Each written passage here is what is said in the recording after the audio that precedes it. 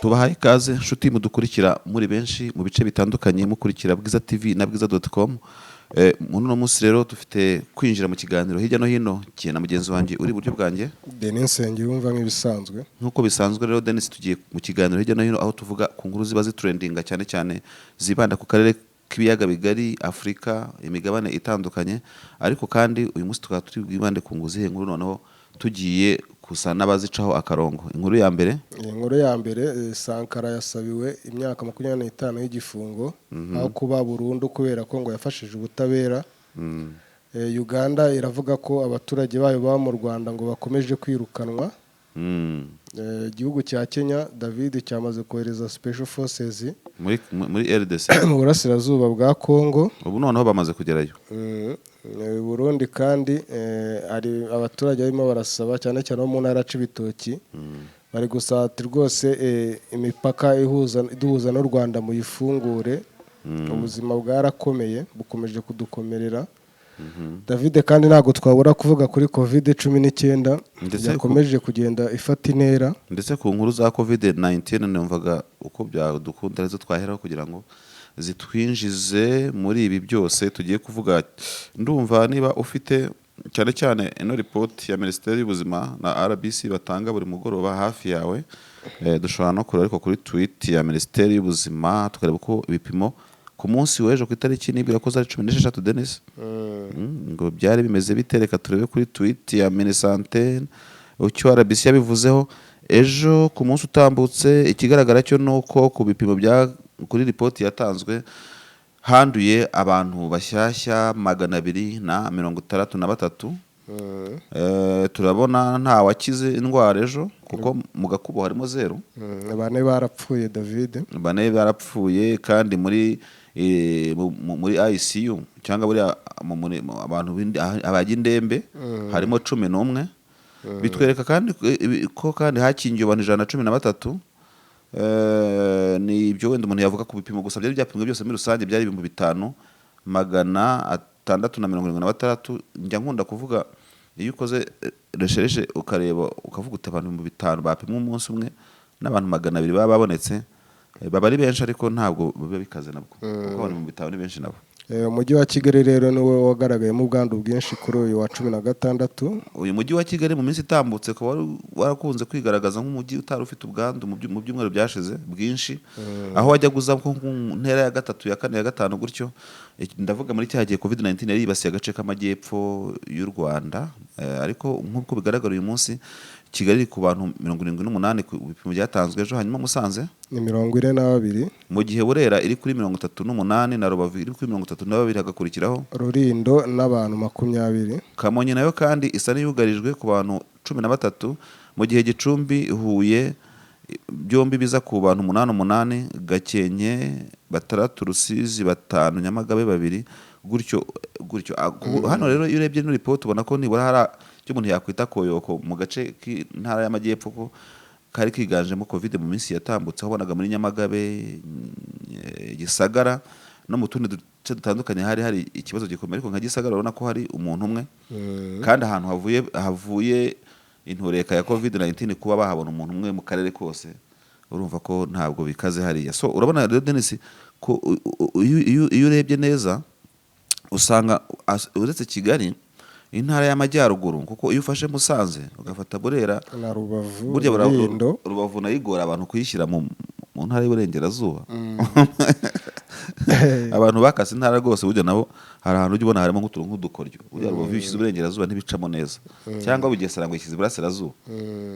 Ariko nyine urabona ko niba koko iriya hypothèse yo kuvuga ko uku kuzamuka kwa COVID-19 ndibira ko na Minisitiri w'Ubuzima Dr. Ngamije yabivuzeho ko wenda habayemo no gutekereza ibibazo byo byirukanye ikirunga cya Nyiragongo.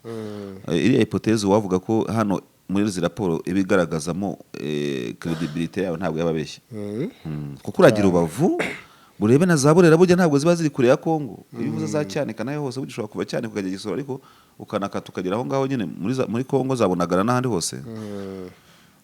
Wenda bitari busobanuke neza, reka turebe reka turebe muri iyo angle Rubavu, Burera, Musanze, kuko wageze Musanze burya yagera ni Burera urabona ko ari amajyaruguru aribasiwe cyane. Aribasiwe cyane. Denis rero bimeze nabi, ariko ikindi kirimo kumekinga somehow news amakuru nuko ni RDC yatangaje yuko ngo nubwo abantu bakingiwe nyine ariko hari abantu maze kuboneka ngo bagera kuri 400. Umuyobozi mukuru w'ikigo cy'igihugu cy'ubuzima niwe wabitangaje, ni Dr Nsanzimana Sabe. Avuga ko abantu 400 mu bari bakingiwe kino cyorezo bagaragayeho nabo ko bongeye kwandura. Yagize ati kuba dufite abantu 400 banduye COVID-19 ariko barigeze gufata ku rukingo biratanga ubutumwa bubiri. Ubwa mbere nuko gukingirwa bitakubuza kwandura, ikindi nuko iyo wamaze gufata urukingo uba ufite inshingano zo kwirinda kuba ikiraro kugira ngo COVID-19 kuveho ijye ku wundi. Uwakingiwe rero ashobora kwanduza, ibyo turabibona mu mibare dufite. Noneho ariko urumva nyine nk'uko Dr Nsanzimana arabivuga nk'umuntu, rega buri muntu wese avuga mu cyerekezo kimworohera. None se ino verisiyo ya Dr Nsanzimana avuga gutya, harumva ko verisiyo yanjye wamaze gukingirwa se azari yihe? Ahubwo se nta nubwo byumvikana. None se bakingirwa ikiriba nimba ukingirwa ukaba wakongera kwandura ubukingirwa iki? Justement nyine wenda nibemere ko zino nkingo zitigiwe zikorerwa ubushakashatsi buhagije cyangwa amagerageza ahagije ngo hamenye ubushobozi bwazo. Kuko ntabwo byo kuvuga ngo kuko nago wakingiwe indwara zose dukuyeho COVID-19 ariko izindi nkingo zagiye zikorwa nk'izirahabwa abana, ubushobozi bwazo babuzwi n'akamaro kazo kaba kagaragara. None se hano hari ndabona, reka tujye kuri tweet bamubwiye ngo iki, hari uwitwa Kamari ni kuri Twitter n'undi ya Minisante ariko yakotinze uyu Dr Nsanzimana. Ndibwira ko ari byo. Oya, dukomeza turebe hirya, ndashaka kureba icyo bamusubije kuko iyo tweet. Okay, reka turebe hano. Hari wamubajije witwa Eric ngo ese niba iyo virusi nshya yagaragaje kwihinduranya mu buryo budasanzwe, ubwo bwirinzi bwayo ubwo ntibusaba kuba budasanzwe. Uyu muntu asa nk'uvuga ati nuko iyo variant nshya ya COVID ese nayo ntikwiye n'urundi rukingo wenda wihariye n'urugero. Ariko ntabwo Dr Nsanzimana yarigeze avuga ku bijyanye na variant nshya ya COVID, yavugaga gusa muri rusange. None ariko witwa Kana muntu @kana kuri Twitter ku rukuta rwa Dr Nsanzimana aramubaza ngo none se ubwo gukingirwa bimaze iki, biratuyobeye. Hano rero Dr mu mpera z'icyumweru gishize Minisitiri w'Ubuzima ni Dr Ngamije we yari yavuze ko mu Rwanda ari abantu bahawe urukingo ariko bakaza kwandura COVID-19 gusa. Avuga ko batarembye. Yagiraga ati icyagaragaye nuko abenshi bakingiye batarwara kuko hari inkingo zifite 95% by'ubushobozi bwo kurinda umuntu wakingiwe n'uwanduye mu bakingiye kuko birashoboka. Argiye namubwira ko impamvu nabo batarwara nuko batarongera guhura nayo, wenda bahuye nabo barwara. Kimwe nuko abatarafatse urwo rukingo nabo batarayirwara nyine. Ahubwo wamubwira yuko hari n'abantu rwose bayigendana batabizi kandi bakarinda banakira. Hari uwambaza ngo ubushakashatsi nakoze ibintu bijyanye na COVID yuko mbibona kuba akenshi na kenshi itarajya muri system ya routine. Iki kiza kuba ari ikibazo kuko kuvuga ngo twebwe twabonye ahantu hari ngo cible, noneho ngo tugiye gupima noneho aho iyo cible itabaye. Aho itabaye bishatse kuvuga mugani n'umuntu ashobora kuba yarakingiwe akayiresista nkuko n'utarayikingiwe iresista, akaba n'abagenda inaperçu na izi RDC batarigeze babibona cyane. So hazo icyo turimo kuvuga niki nuko mu buryo bwa gihanga watugaragariza difference irimo uwakingiwe n'utakingiwe face ya COVID nibyo twakumva. Aho kuvuga ngo umuntu ngo wayikingiye ngo ntiyamwishe ni nkuko n'undi tamwishe n'undi kandi utarayikingiye. Nanone avuga ko ngo haboneka bake cyane, ngo ikiza no kuyo babonetse ntabwo baremba, nta bimenyetso mu by'ukuri baba bafite, usibye gusa ngo kumupima ukabona ko yanduye. Ariko asa nk'ushaka kwerekana ko atazahara nk'umuntu. No muri ibipimo dufite ku bantu 1000 ku bantu 2216 RDC igaragaza ko ubu ngubu ari active case bakirwaye, n'ubundi harembyemo 11. N'ubundi ntago ari indembe zose. So no kuvuga ngo ibyizi nkingo nabyo abantu bakwiye kujya babiganiraho bakareba kwa kundi RDC yagize guki kavuga twe tuzihaye Kenya, n'ubundi ntacyo wenda zinatanga. Urareba nk'ubu usanga South Africa yarakingiye ariko South Africa mu gukingira kwayo n'ubundi yongeye gusubizaho na za lockdown n'iki byose ukavuga se ubu ngubu umuntu uyu covid irimo kurwana n'isi sisi yari yamumenya David ntago turamenya kino cyorezo mu by'ukuri ibigaragara byo ahubwo ndabona tuzakomeza guhangana n'iki cyorezo no mu yindi myaka myinshi iri imbere tuzakomeza guhangana n'iki cyorezo no mu myaka yindi iri imbere ariko nk'uko bigaragara nk'uko umuntu abitekereje mu buryo ngiye kubivuga nuko leta y'u Rwanda ishobora kuba irimo gusa no gushaka ukuntu uko mbibona yahangana n'iki kintu ariko hatagiye habaho ikintu cyo gufunga buri kanya n'ibyo byose ibintu nk'ibyo okay Rubavu uri muri lockdown nk'uko twabyumvise ariko nkino nama iherutse abantu bari bamaze kwisetingamo ko rwose lockdown bari bayanutse urumva ariko mu by'ukuri nanabonye no mu kanya hari ikinyamakuru cyasohoye itangazo kuri Twitter ya RDB biriho kuri Twitter RDB ngo iravuga ngo iki kuko kugira ngo mbone gukomeza ibyo ngiye kuvuga RDB yashyizeho ngo amabwiriza yo gupima COVID-19 abakozi n'abagana amahoteli n'amaresitora hari amahoteli nyine yatoranyijwe iyo yatoranyije ivuga ko nyuma y'uko bigaragaye ko muri iyi minsi imibare y'abanduye COVID-19 yazamutse leta y'u Rwanda yashyizeho amabwiriza agamije gukomeza kurwanya ikwirakwizwa ry'iki cyorezo amabwiriza yihariye rero akurikira yashyizweho agamije kwirinda ikwirakwira rya covid muri hoteli na resitora zikunzwe gusurwa cyane amabwiriza rero azatangira kubahirizwa kuri wa gatanu ku itariki 18 Kamena muri izo hoteli nabonyemo za Mario tibonamo za RDC Blue Kigali Serena Hotel mbega ni nyinshi muri Retreat Hotel Choose Kigali Restaurant iyo ni restaurant Meza Malonga Restaurant Brashetto Restaurant Soy Restaurant Nyuraho Restaurant riba ari nyuraho ari ngo niyitwa inka Stick House ari The Heart Restaurant ira ntago ari Stick ni Steak House ari Epicurean Restaurant ari Poivre Noir Restaurant ari Pub Lounge ari Curry Kingdom Restaurant urutonde rwazo rurahari rero ariko icyo impamvu rero navuze ngo banzu yisome mbone gukomeza nuko hari abavuga bati burya abantu baravuga bakavuga bati ariko burya rero nubwo lockdown itagiyeho abantu bashatse bareba yuko ko ari nko kubateguza yabona no restaurant batangiye kuzibwira batisha mwebwe nta n'umuntu ugomba kwinjira ngo yabahakora agize gute atipimishije gusa ku bakoze ngo bagomba kugaragaza igipimo cya PCR iminsi 14 naho umukiriya we n'iki byose reka byose akabaza agapima urumva bigaragara ko hari abavuze bati ari bwaba ari uburyo bwo kubwira abantu bati mu byemezo bitahabyo n'umushaka mu mwitegura iyo rero lockdown irashoboka nta gihindutse ni itangazo rero ryasohotse kuri uyu wa gatatu cyashyinweho na Dr Daniel Ngamije Minisitiri w'ubuzima ubu RDB senjiramo gute itangazo ibyemezo bya Minisitiri w'ubuzima gute simbizi ndabona ari imikoranire yabo yombi ko biri kose n'umuyobozi w'umukuru wa RDB nayo yasinyeho Kamanzi okay ubwo urumva rero ko uko twabivugaga mu kanya ibintu bijyanye na COVID-19 ariko twakunze no kwiga kuri Bwiza TV na Bwiza.com mu bihe bitandukanye hano hantu harimo uburyo bubiri iryo tangazo n'amarenga akurikira avuga ngo ese ubuyobozi bwaba bushaka kuvuga buti hashyirweho ingamba zatuma abantu bakomeza gukora ariko bahanganye na covid n'ibyo gupimisha abakozi none se imbaraga zishyirwa mu gupimisha abakozi zishyizwe mu gukingira abakozi ubundi ko ngira ngo n'ama hotel abakozi barakingiwe bigaragara ko nanone ibyo twavuga mu kanya na cya cyizere cy'ukingo ntabwo kiri hejuru cyane ese ubambwira ngo umukozi wa convention center udakingiye da niba nawasabwa kugira kwipimisha biragoye izi nkingo rero basa nk'abaziciye amazi pe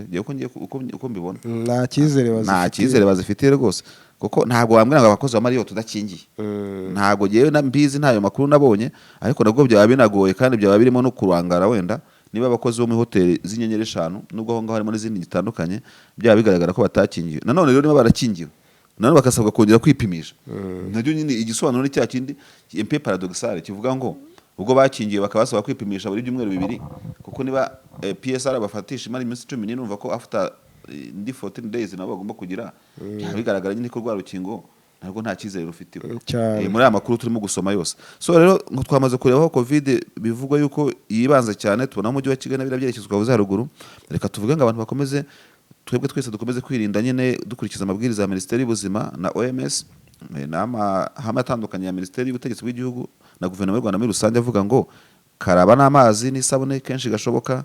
Ikindi kandi ukoreshe wibuke agapfukamunwa cyane cyane mu ruhame ukoreshe hand sanitizer.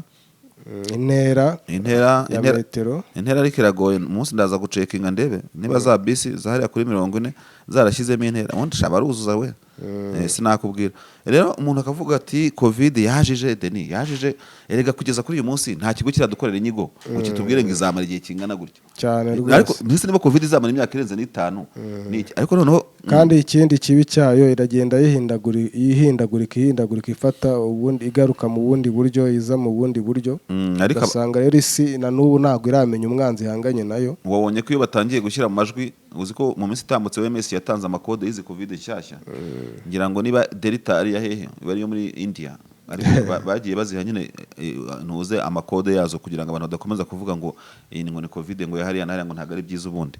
Ariko umuntu akaba yakwibaza none se mu buryo cyangwa tuzanabibaza tubaze se none se birasaba ko bazajya bakora wa mugani urukingo rwa buri variant ije bigaragara ko ari variant zigasuzugura inkingo. Ibyo nabyo abantu bazabireba tuzabibaza ababishinzwe maze tuzarebe icyo bizatanga.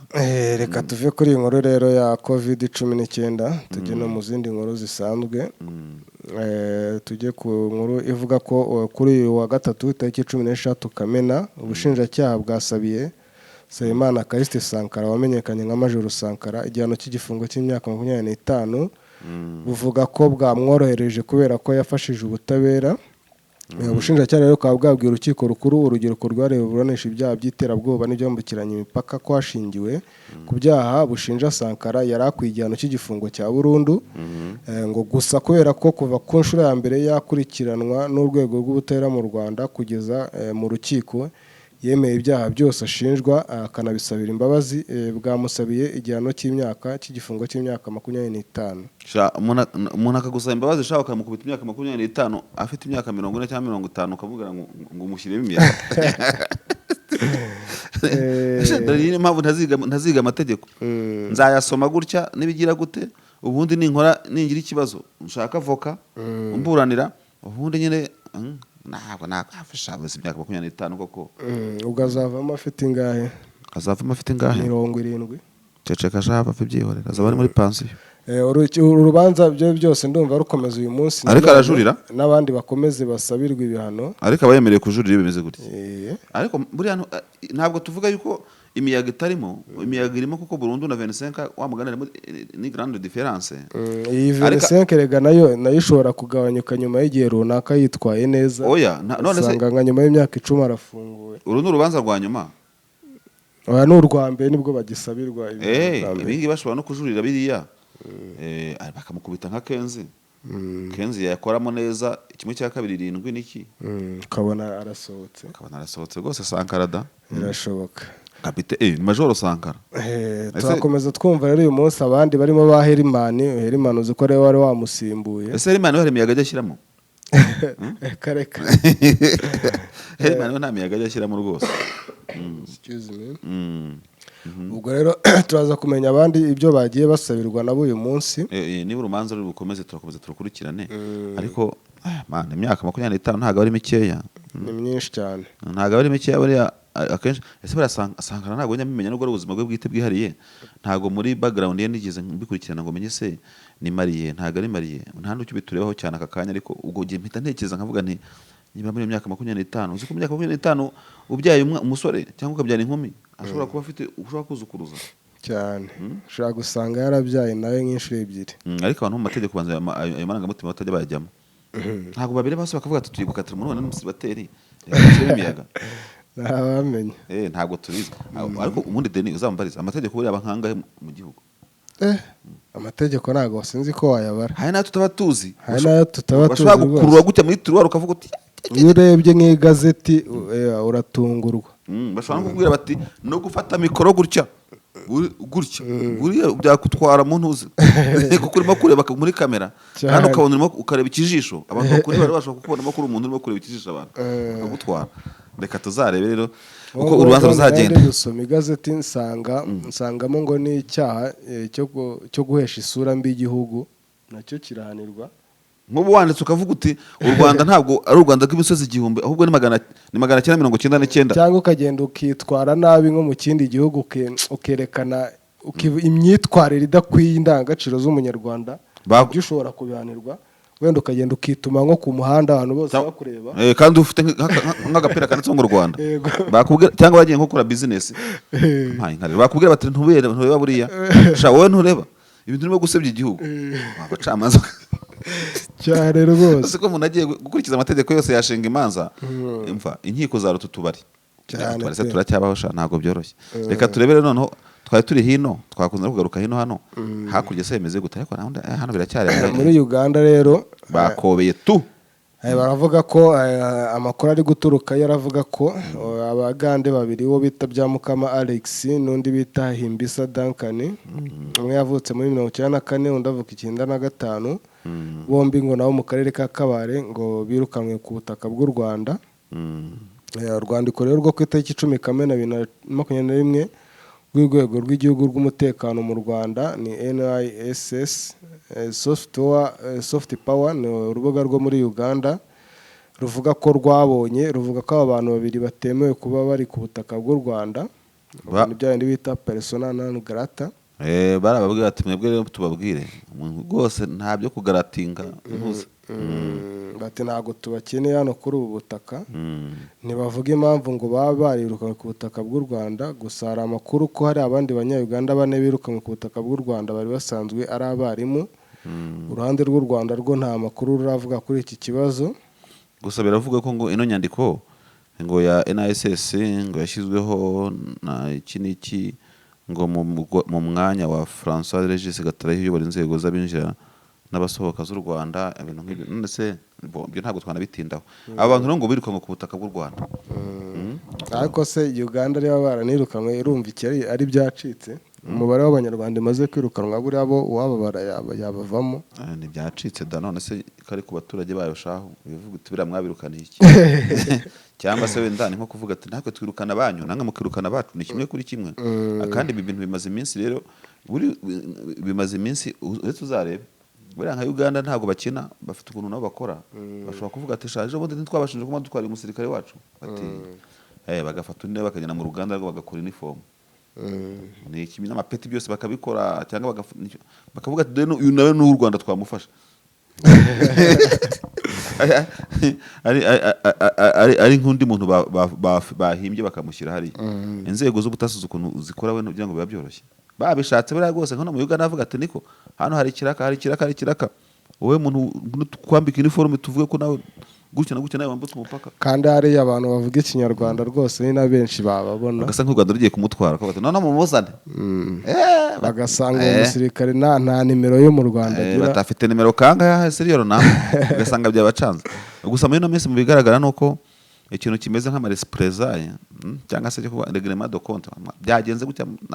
Umbega urabona ko muri Uganda bashaka gushyira imbaraga kuvuga ngo natwe ibyo kuvuga ngo tutipotinga abantu b'abanyarwanda tubasubiza mu gihugu cyabo reka natwe tubishyire ku Rwanda. Kandi kuko bafite nibibyara bafite na fact urumva bavuga ati no ibyo u Rwanda rukora natwe tuzatubikora ibyo dukora ubwo nawe kibe kuri kibe ubwo se bisubiza inyuma byari twavugaga byuko n'ubundi abantu bari bageze baganira ibintu bisa n'ibigenda bisubirira udubi cyane rwose. Rero u Rwanda muri Uganda nashyiremo agatege n'uwa Uganda mu Rwanda ashyiremo agatege ubwo wenda tuzareba wenda ko bizagenda. Ariko aho umubano w'u Rwanda urimo kuganira na Uganda ntabwo ari heza pe, ntabwo ari heza. Nta cyizere cy'ejo bari gutanga babaturage nabo barimo gusaba ngo ko ibintu bigenda neza nabahe abo ni Abarundi. Reka tujye no kuri iyo nkuru. Ni abaturage bo mu ntara y'Ibitoke iherereye mu majyaruguru y'uburengerazuba bw'iki gihugu. Barasaba ko umupaka wa Ruhwa ubahuza n'u Rwanda wafungurwa kugira ngo ibikorwa by'ubuhahirane bisubukurwe. Aba baganiriyeho na radiyo na televiziyo Isanganiro bwiza.com ikesha ino nkuru batangaje ko ifungwa ry'uyu mupaka ryabateye ubukene kuko ryahagaritse ibikorwa bitandukanye byababeshagaho birimo ubucuruzi bwambukiranya umupaka. Ubwo kandi iyo ugiye kureba usanga wenda nubwo bano mu gace ka Cibitoke baba bavuga gutya, ubwo no mu gace ko hakuno mu Rwanda nabo izi complaint baba zifite kuko nibwira yuko bose barahahiranaga. Ntago tuvuga ko wenda abantu bavaga mu Burundi ngo baze guhaha mu Rwanda gusa, nta banyarwanda bajyaga guhaha mu Burundi. Rero ibi byose bikaba bikwiye kwitabwaho mu biganiro ibihugu byombi birimo kujyana u Rwanda n'u Burundi kugira ngo harebweho ikintu cy'uko nyine abaturage bakomeza guhahirana bien sûr niba hari bigenzurwa bikagenzurwa bishyirwamo imbaraga bigashyirwamo imbaraga amacekinga akabaho kuko birumvikana kuko nyine none se erega Denis hari ikintu ubona wenda wari kujya guhaha muri wambutse ruho kikagusaba nko kugira usizi cyangwa umuntu w'ikibitoki kikamusaba kujya nko mu yindi migi ya kure kandi yari kugikura hakurya kandi bene abaturage baba bagera imipaka bari abavandimwe burya ni mpamvu utabasha gutandukanya cyane umuturage wa Goma na Rubavu ni abantu baturanye imyaka n'imyaka kuva iriya migi yabaho ukageza Busasamana uruguru wenda ahantu hatagaragara cyane ibintu bijyanye n'imibano yambukiranya imipaka ni ku gace ka Karongi n'abaminova hakurya cyangwa kwijwi ariko nabo burya muri Karongi haba icyambu niho barahahirana wagenda ukageza Kamabuye ukareba ukuntu bajyaga bajya wenda bambuka bakajya nko mu Kirundo bakaza Kamabuye mu masoko guhaha ibintu nk'ibyo ngibyo iki kintu rero cyo guhuza imihahiranire y'ubuzima bujyanye nuko society ibayeho ndumva amadiplomasi y'ibihugu yombi yabirebaho akareba erega bashobora no kuvuga bati wenda kwambuka bigiye kuba buri munsi bakabitangira gahoro gahoro rimwe mu cyumweru amasoko yemerewe kurema bakagenda bakashyiraho kabiri bakagenda bacekinga wa mugani bikaza gahoro gahoro ku buryo mu gihe cy'umwaka cyangwa amezi 6 abantu business zasubiye kumera uko zimeze ariko kubona president Ndayishimiye yigira Uganda rwose muri Rwanda yakavuga ati babona noneho hano hepfo bimeze nabi ahubwo kugira ngo duhahirane neza tucishe umuhanda Tanzania tugende uzaturuke Muyinga ibintu bizabiriye ntako rwose ibyo ngibyo bitanga igisubizo kuri umuturage wacu bitoke cyane ntacyo uwo muhanda mubwiye ikibazo si umuhanda ikibazo ahubwo ni ukumvikana kw'ibihugu abantu bagahahirana cyane nubwo abantu bakunze kuvuga ngo ntibyoroshye gutandukanya amaleta abayoboye ibihugu n'abaturage kuko amaleta nyine abaserukira abaturage no bayatora ibintu nk'ibyo ngibyo ugiye kureba Denis ugiye kureba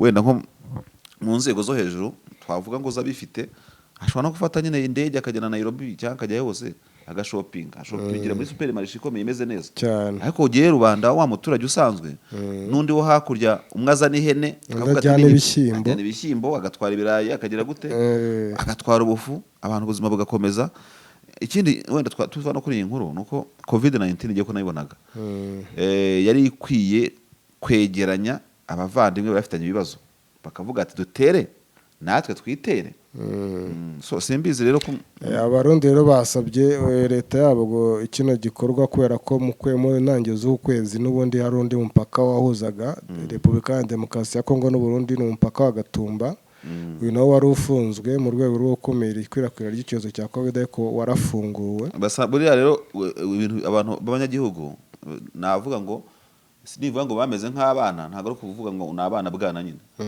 oya ni nko kundi igihugu gire kiba ari igihugu cy'abantu bose abana b'igihugu cyo nshatse kuvuga ku buryo buri ukoze ikintu Gatumba ukavuga uti noneho mushobora kwambuka mukajya Buvira ku buryo bworoshye ahita bavuga batari ko se twebwe ba Muyinga twebwe ba Keshero twebwe baye hose bite byacu ko natwe dukeneye kujya hakurya ruhwa nyine bityo rero nkambona wa mugani muri politike rusange y'igihugu haba hakwiye kureba ikintu cyo kuvuga ngo ubwo abantu baturiye Kongo barekuwe ndashaka kuvuga ku Burundi kukiza amaboko aho batayambuka abantu bakabiganiraho babaye ubuyobozi bakuze kubiganira bo mu Rwanda ari Albert Shingiro ari Dr Biruta bose mu byo baganira nibi byifuzo by'abaturage donc muri suggestion box bakareba muri suggestion box hagati y'u Rwanda n'u Burundi harimo iki ruha baravuga iki abakamabuye baravuga iki sibyo bakabirebaho kuko nabyo nta wamenya si byazarangira ari Denis birakaze byarazanye bitinze reka dusubire muri Kongo rero Kongo bimeze gute igisirikare cya Kenya cyohereje ngo ingabo zidasanzwe mu burasirazuba Denis rwose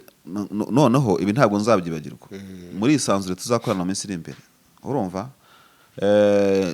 ndabyibuka ndanabinota tuzakora ikiganiro ku ngabo z'amahanga mu mateka y'ingabo z'amahanga muri Repubulika ya Demokarasi ya Kongo sibyo rwose tuzakiva imuzingo ndabizi iyo dokima zirahari ndimo kuzireba duhere muri 1960 uzasanga nta gihugu kitarakandagiza ingabo muri Kongo buriya hagiye baza operation manange we tuzanajya kureba ibi turimo kuvuga ngo kubaka igisirikare cya Kongo urebe abahorandi bagiye gutoza special force ya Kongo babiri batoje commando bere rouge ibiki n'ibiki byose muri za 90 na kangahe n'abanyamerika barimo barabatoza Kongo ubundi yagombye kuba iza nko ku mwanya wa 11 nyuma ya Israel mu gisirikare urumva kuko numva Israel ku mwanya wa 10 niba atari Misiri mbega twagombye kumenya ngo Kongo ukurikije uko amahugurwa ibona abasirikare ifite ibihugu bijyayo ubu rero ngo hagiye ingabo za Kenya ngo zitwa ngo umutwe wa QRF Quick Reaction Force kuri wa 15 ni umutwe uherutse gushirwaho na Loni ugomba gusimbura n'ubundi wa wundi washyizweho muri 2012 wa wundi urimo abatanzania buri abatanzania baragiye bakandiraho urumva baravuga wari ushinzwe kurwanya M23 urebye uyu rero nawo no ugomba kurwanya ufite ububasha bwo kurwanya imitwe yose igikanyakanya ari mu burasirazuba bwa Kongo.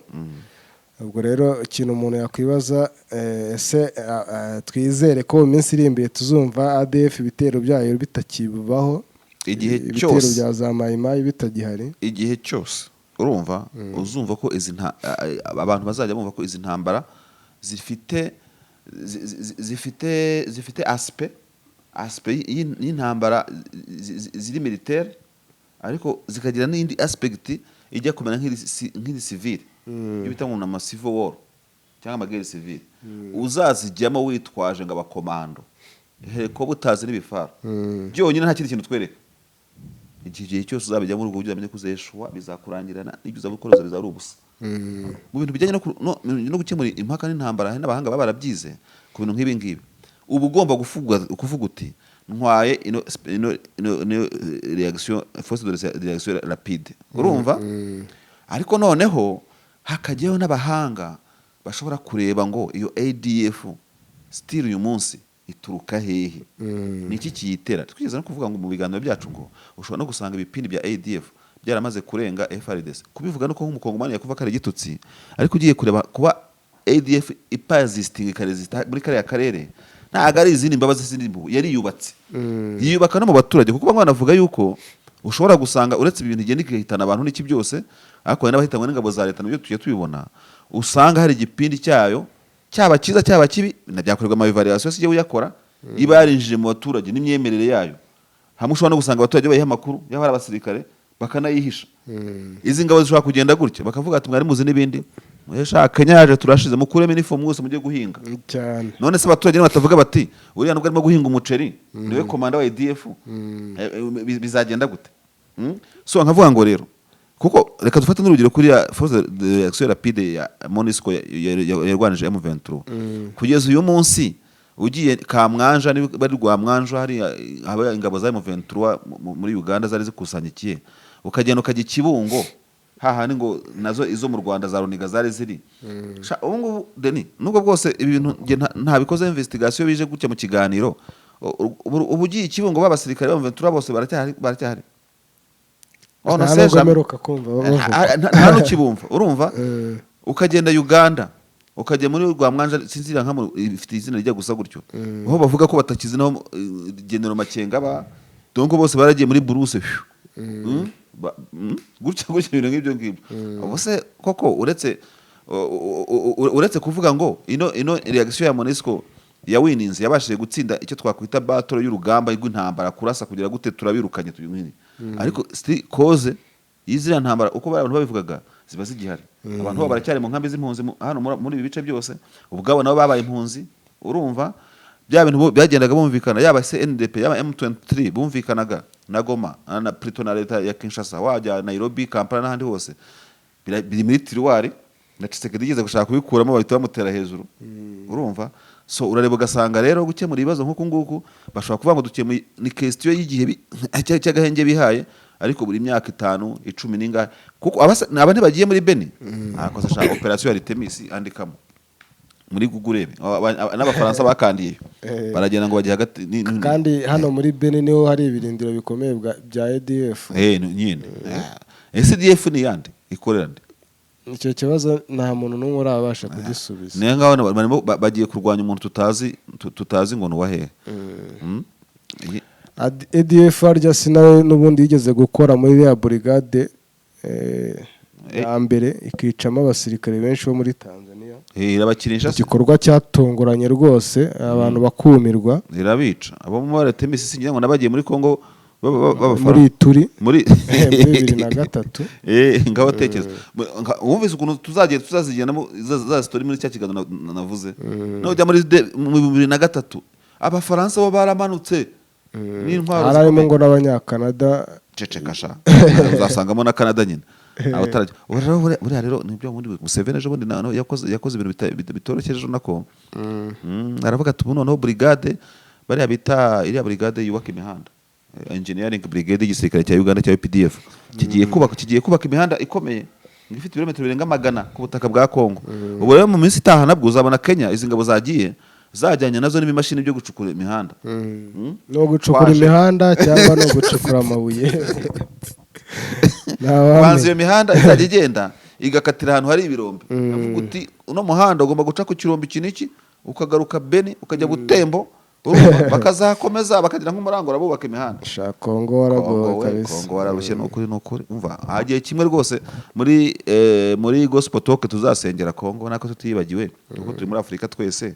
Ariko ejo rero mu ijambo nahoze mbona Perezida Museveni yavugiye ku mipaka ya Kasindi we narabikurikiranaga live we na Perezida Tshisekedi nuko Museveni yavuze aterega ati mumenye yuko mwebwe Kongo ubu ngubu murimo gukoza imitwe y'intoki muri East Africa. Ariko yakoresheje ijambo abona ari banagayitse muri diplomasi mbaye ariko mbivuga nkuko nabibonye aravuga ngo Kongo mu gihe cyose yaba itari kuri East Africa ngo yaba ari artificiel ntago yabiriho mbese mu yandi magambo ngaho nawe tekereza kandi bakomye amashyi baraproducer we bati uri kurikirana iryo ijambo artificial ririmo rwose nko kuvuga ngo mbega yabisa nkaho ari ikintu kitariho. Ati rero umuntu amensi rwose ubwo turimo kubaka imihanda mugomba no kuza muri East Africa ibintu nk'ibyo kandi ko icyizere cyo kuza muri East Africa cyubakiye no kurana mu operation. Niba Kongo yarasabye kuza muri East Africa nubwo ari atari ingingo twari turiho u Rwanda rwo ruyoboye East Africa u Rwanda rugatanga iyo baruwa urumva ntabwo rwari kuyitanga rutabyishimiye. Tukabona Kenya yohereje ingabo tukabona ndibwira ko nta gihugu cyatambamira Kongo ko yaza muri East Africa byamaze gusa n'ibicamo hasigaye ni kiyasi cyuko gusa basinya bakagira. Ukavuga uti rero ko Kenya yasimbuye Tanzania muri uriya mutwe Tanzania yo kuki itashaka kongera kwijandika muri uriya mutwe wa kabiri ikibazo kiri he ntawamenya reka dutegereze tuzarebe icyo bizatanga kuko urumva iriya special brigade y'ubushize arimo Malawi irakaba South Africa ikabamo na Tanzania ndetse Tanzania ifite abasirikare benshi navuga yuko yasaga nkaho iri ku ruhembe na South Africa mu kuyobora uriya mutwe wihariye nyine wirukanyemo Ventura mu gace ka Kivu ya ruguru. Kenya iraje n'abari bakomando bayo noneho se babandi bazagiye babandi baba Uganda nabo bazagenda mu rwego rwa Loni cyangwa bazagenda hagati ya coopération bilatérale ya Kongo na Uganda.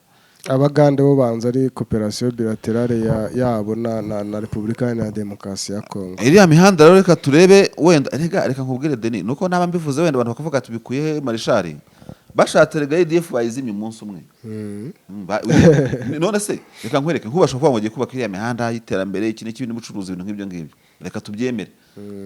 Bagahita banavuga batariko bya bivumbikisho byavumbikaga ADF tutazi ngo ni ibihe bakabizinye bati mu bikuremo bagahita bamenya nyine nkarambo mu bisheke bati ADF yarangiye yabonye kaburimbo iragenda ibona ingabo za Uganda iragenda ariko twazabisesengura mu myaka 20 iri imbere tukabaza tuti kuki Uganda yageze ahantu ADF ntiyongere kurwana abantu wenda bazapfa bazajya banamenya naho ADF yongiye ituruka mu buryo bw'amayeri ntagiye kuvuga muri aka kanya kuko nta evidence nyafitiye ibintu nk'ibyo ngibyo kimwe no kwishobora kwituriza bigafata n'imyaka 2 3 5 imihanda ikabanza ikuzwa ukabonera garutse none ikazana ubukana reka turebere ko bizagana twajya kuhiye nkuru tugana ku misozo dusigaye hari igihe tuvuga inkuru ntituzivugeho aya nkuru ariko twavuzeho tutavuze zose twaziciyeho banza urebe neza uyu munsi zana abantu dusuhuza noneho deni ngo dusoreze mu gusuhuza abavandimwe.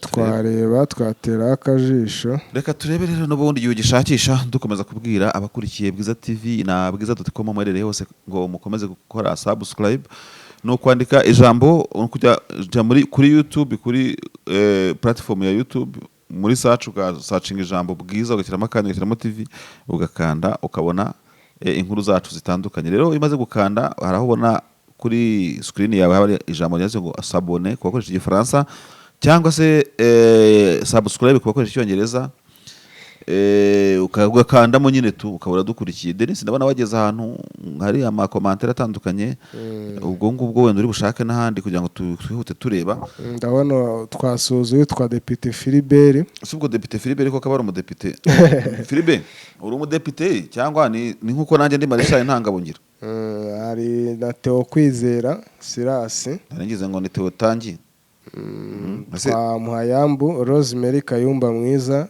nayo nasuhuza ariko tanga ishaka Theo Siboko bamucahora asahe asiga aherereye he? Tanga ishatse nawe banza yaragiye muri Kongo gucukura za koruta. Rugaye impunzi digitale. Depite Philibert nanone yagarutse ate cyane kabisa ibyo wakora byose ubwene igihugu nibukuvaho.